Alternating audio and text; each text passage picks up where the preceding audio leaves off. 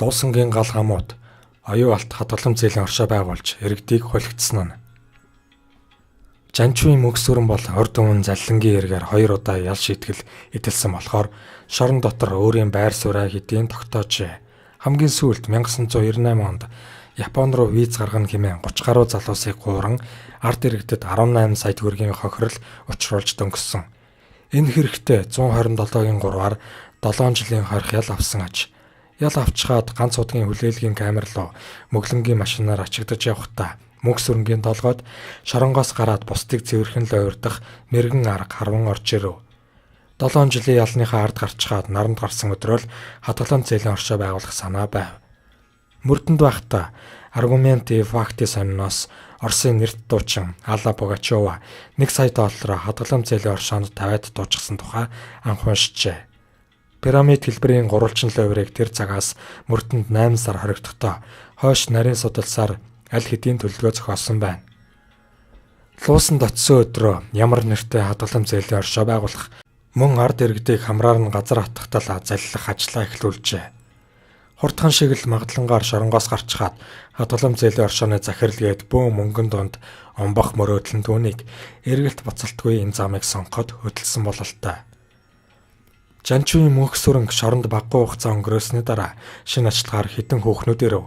Тэдний хувьд Нябо бас царайлаг залуу хүүхэн хамгийн гол нь цөөхөн жилийн ялтай өөртөө сурлагдах хугацаа ойрхон тийм ялтан хэрэгтэй байлаа. Ачлахаар ирсэн хүүхнүүдээс лам сүрэнгийгч 31 настай дажгүй бие хаатай хүүхнийг өөрийн галдаа авч хайр ивэлээ үзүүлв.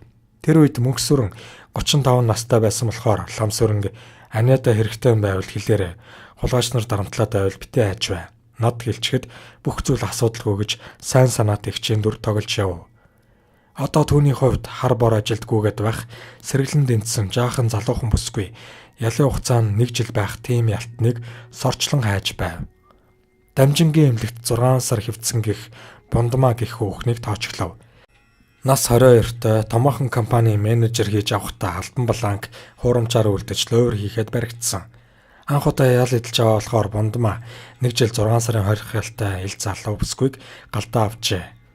Ер нь Луусангийн шоронгийн автоман овгор хөөхнүүд цугаараа Жанчуугийн мөнх сүрэнгээс жаахан болгоомжлдог байж шургуу хийдэг хорн хариулахтаа гарсан бас ахлах төлөөлөгчийн бууны нохоо яаж ч мэдэх хүн гэж дүгнэнэ. Энэ үед Бундмааг тэрбээр хайр ивэлтэй авч галынхаа тоогооч үйлчлэгч болгожээ. Анх 2003 онд мөнх сүрэн шүүх магадлангаар 5 жил биеэр ял эдэлж 158 ажлын хоногтой засарч хүмүүжсэн гэдэг дүгнэлтээр суллагдав. Түүнээс 3 сарын дараа Нябо лам сүрэн 2 сарын дараа Бундмаа ялынхаа хугацааг бичлэн эдлээд шоронгоос гарчээ. Эхэлж суллагдсан мөнх сүрэн Nissan маркийн хөнгөн зэрэг барьчихсан 2 гал хамаа дуудсан байна. Тэр 2 хоног дамнуулан шоудах явцдаа оюу алт хадгалам зээлийн оршоо байгуулахаар тохирчээ. Тэр үед Монголд хадгалам зээлийн оршоо гэж борооны дараах мөг шиг олширсан байсан тул манай хоршоо бол өндөр настан тахир дутуугийн групптэй хүмүүст хөнгөлөлтөө үйлчлэгээ үзүүлдэг хоршоо гэсэн сурталчилгааг TV5 телевизээр өдөр алгасахгүй явуулж хүмүүсийн анхаарлыг татжээ. Яагаад хөгжлийн бэрхшээлтэй өндөр настай өгччүүдийг анилв гэхээр тэд Монгол өөртөөсөн тохиолдолд шүүх цагтаагаар хөөцөлдөх боломж том бага байдаг юмсан ч ийм мэрэгэн аргыг мөнх сүрэн Луусангийн хорихын нааран дээр хэвтэж байхдаа бүтэн 5 жил бодож боловсруулсан байв.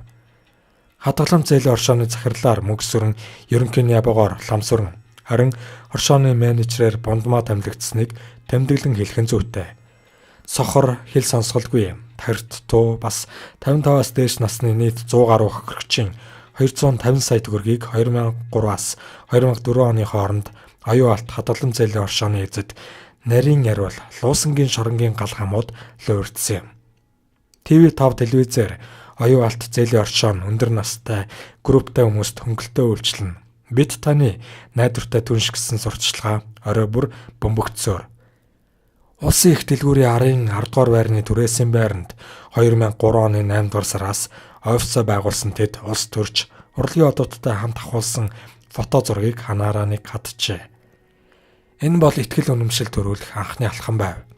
2004 оны сар шинийн баярын өмнө телевизээр өндөр настай хүнийг утай гүмбэ явуулна, тавгийн идэ өгнө, 1 сарын 3.6% хүүтэй хадгаламж Түүний урамшуул болгож тахир дутуу болон өндөр настнуудад 0.5% хөнгөлөлтөө үйлчлэн гэх мэтээр тархи угаалтыг явуулж байсан аж.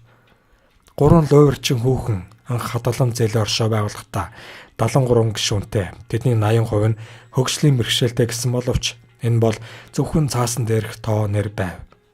Хадгалан зээлийн оршоо нь үйл ажиллагаа эхлэхдээ тодорхой хэмжээний хөрөнгөтэй байна гэж заасан. Анх 113 сая төгрөгийн хадгаламжтай нээсэн гэх энэ мөнгө дансанд нь огт байсангүй. 2004 оны сүүлчээр хадгалан зээлийн оршооны ноо илэрч байх үед оюун алт хоршооны эзэд бас нэгэн луйрын сурталчилгаа явуулж эхэлсэн байдаг. Ядуурлыг бууруулах, жижиг дунд бизнесийг хөгжүүлэх гэсэн уриандор ард иргэдээс 250 сая төгрөг заллан мэхлэх замаар авчгаад мөксөрөн ламсөрөн бундмаа 3 Америк нэгдсэн улс Канада руу оргон зайлах гэж байгаад эрүүгийн цагдаагийн газрын төлөөлөгч нарт баригдсан түүхтэй. Мөрдөнд орсон хойно оюун алт компани эзэд бие рүүгээ хэрэгэ бохож бундмаа би энэ хэрэгт ямар ч хамаагүй мөксөр намайг дарамтсан гэж уснаас хуурай гарах гэж үзчихэ. Шүүхээс эрүүгийн хуулийн 149-ийн 3 дахь хэсэгт зааснаар мөксөрөнд 15 жил, ламсөрөнд 11, бундмаад 6 жилийн хорих ялыг чанга тэглэмтэй хорих ангид эдлүүлэхээр тогтоожээ.